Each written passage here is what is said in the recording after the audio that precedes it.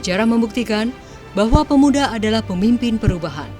Kebangkitan Nasional 1908, Sumpah Pemuda 1928, Proklamasi Kemerdekaan 1945, dan Reformasi 1998. Reformasi adalah peristiwa besar pada masa itu, di mana kebebasan berpendapat harus diperjuangkan demi terciptanya keadilan sosial bagi seluruh rakyat Indonesia, serta perbaikan sistem demokrasi dan politik yang lebih baik.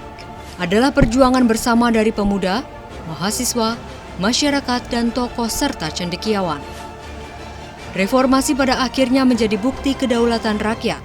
Kebebasan dalam berpendapat, berekspresi menjadi milik rakyat. Keikutsertaan masyarakat dalam menyuarakan hak dalam berpolitik membuka cahaya baru dalam demokrasi. Dari situlah, banyak bermunculan partai baru untuk menampung aspirasi rakyat. PAN, Partai Amanat Nasional, dengan semangat pembaharu untuk mewujudkan cita-cita reformasi adalah salah satunya bisa memberikan harapan baru bagi rakyat Indonesia. 23 Agustus 1998 seakan menjadi puncak perjuangan Amin Rais dan rekan-rekannya pada waktu itu. Mereka mendeklarasikan Partai Amanat Nasional dengan penuh gegap gempita. Gelora Bung Karno menjadi saksi sejarah perjuangan dan berdirinya partai berlambang matahari ini. Salah satu cara efektif dan lazim yang dilakukan partai untuk membangun basis massa dalam rangka memperbesar konstituennya adalah dengan mengorganisasikan rakyat melalui stratifikasi sosialnya, seperti kelompok pemuda, mahasiswa, pelajar, buruh, tani, nelayan, kaum profesional, dan lain sebagainya. Struktur yang sudah terspesialisasi ini akan menjadi kekuatan partai dalam landasan legitimasi dan eksistensi partai di mata masyarakat. Partai Amanat Nasional PAN adalah pelopor partai yang tanpa memandang golongan, ras, dan etnis, sehingga memudahkan PAN untuk membentuk organisasi penyangga partai, seperti BM PAN, Barisan Muda Penegak Amanat Nasional. Barisan Muda Penegak Amanat Nasional adalah komponen penting dari tubuh Partai Amanat Nasional. Terlahir dengan semangat yang sama untuk mewujudkan cita-cita reformasi. BM PAN mampu memberikan kekuatan dan semangat baru dalam rangka membangkitkan generasi muda untuk Indonesia yang lebih baik.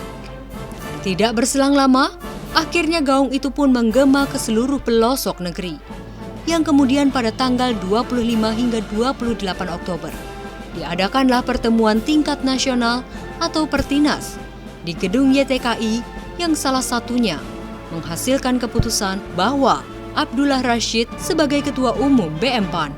Pada zaman ini, dengan segala kekurangan dan kelebihannya, struktur BM PAN mulai terbentuk. Setahun berselang, karena adanya dinamisasi organisasi, ditunjuklah pelaksana tugas Ketua Umum BM PAN, yakni saudaraku Zulfikar Lindan. Akan tetapi, sebelum berakhirnya masa jabatan, DPP BM PAN dipimpin oleh Presidium yang tugasnya mempersiapkan Kongres 1. Kemudian pada Kongres 1 di Bukit Tinggi terpilihlah saudaraku Yahdil Abdi Harahap sebagai Ketua Umum BM PAN. Pada periode saudaraku Yahdil Abdi Harahap, ketika struktur sudah mulai lengkap, BM PAN berupaya membangun kekuatan dengan kaderisasi. Karena memang BM PAN sebagai kawah candra di muka pengkaderan Partai Amanat Nasional. Oleh karena itu, sejarah pengkaderan BM PAN dimulai pada masa ini. Selanjutnya Kongres 2 BM PAN yang dilaksanakan pada tanggal 16 hingga 19 Mei 2003 di Samarinda, Kalimantan Timur, yang salah satu hasilnya menetapkan Syahrin Hamid sebagai Ketua Umum. Pada masa ini, di saat BM PAN sudah mulai mapan dalam struktur dan pola pengkaderan sudah mulai berkembang, BM PAN mulai bergaul dengan pihak eksternal. Tujuannya untuk ikut andil dalam perpolitikan organisasi kepemudaan secara nasional. Sehingga pada zaman ini, BM PAN sangat dekat dengan organisasi kepemudaan yang ada di Indonesia.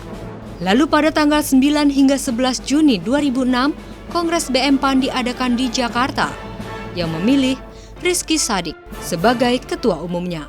Di zaman ini, ada kesamaan visi ingin menggagas dan menjadikan BM PAN sebagai rumah besar anak muda Indonesia. Karena BM PAN sudah mulai sadar bahwa organisasinya ini mempunyai peran yang strategis untuk memenangkan Partai Amanat Nasional. Yandri Susanto pada Kongres 4 BM PAN di Yogyakarta telah terpilih sebagai Ketua Umum dengan masa jabatan 2011-2016. Di bawah kepemimpinan Yandri Susanto, BM PAN mencoba merangkum 4 hal yang pernah dikerjakan periode sebelumnya. Dengan membangun struktur yang lengkap sampai ke bawah dan faktanya, di periode inilah, seluruh musyawarah wilayah dapat dilaksanakan dan berkembang tumbuh di tingkat kota, kabupaten, dan kecamatan. Zaman ini juga, BM PAN menggagas pengkaderan, dan di periode ini pernah terjadi revisi pedoman pengkaderan BM PAN. Pada periode ini pula, BM PAN terus menjalin hubungan baik dengan organisasi eksternal kepemudaan lainnya. Yandri Susanto berhasil menempatkan kader-kader BM PAN pada posisi strategis, baik legislatif dan eksekutif. Di antara kader BM PAN yang berhasil menjadi anggota legislatif pada masing-masing tingkatan, yakni Rizky Sadik, anggota DPR RI, Yandri Susanto, anggota DPR RI, DPRD Provinsi, Iskandar Sakti Batubara, Sumatera Utara, Mardiansyah, Sumatera Selatan, Adiatma Dwi Putra, Sulawesi Tenggara, dan banyak lagi di tingkat kabupaten dan kota. BM PAN juga mampu menempatkan kadernya untuk bertarung pada Pilkada serentak 2015 lalu. Dan hasilnya adalah Zumi Zola sebagai Gubernur Jambi, yang masih menjabat sebagai Ketua DPW BM PAN Jambi. Romi Haryanto, Bupati Tanjung Jabung Timur, serta Robin Nahliansyah sebagai Wakil Bupatinya. BM PAN juga berhasil menempatkan kadernya pada posisi penting di Partai Amanat Nasional dari tingkatan DPP hingga DPD. BM PAN adalah harga mati untuk membangun kebersamaan, solidaritas, serta komitmen agar bisa tumbuh dan besar bersama. 18 tahun adalah waktu yang sudah sangat cukup menjadikan BM PAN menjadi organisasi yang dewasa. Yandri Susanto berhasil menjadikan BM PAN organisasi yang matang dalam politik, lengkap dalam struktur, dan kaya akan kader-kader potensial. Dan semua keberhasilan itu terekam dalam sorotan media nasional, baik televisi, cetak, dan portal online. Hal itu membuktikan bahwa BM PAN adalah organisasi yang kaya gagasan dan layak menjadi tumpuan Partai Amanat Nasional. Dengan begitu, tidak ada kata lain, kader BM PAN harus bisa menjadi yang terdepan dalam membangun negeri ini, menjadikan demokrasi yang adil dan beradab, kemakmuran untuk rakyat, serta kedamaian tanpa ada pertikaian dan kekerasan di tanah air. Kongres 5 hari ini menjadi salah satu momentum untuk terus mempertahankan kejayaan BM PAN. Apa yang telah dilakukan oleh para pendahulu patutnya kita jaga bersama, agar BM PAN tetap perkasa, sehingga PAN menang dan membuat rakyat sejahtera.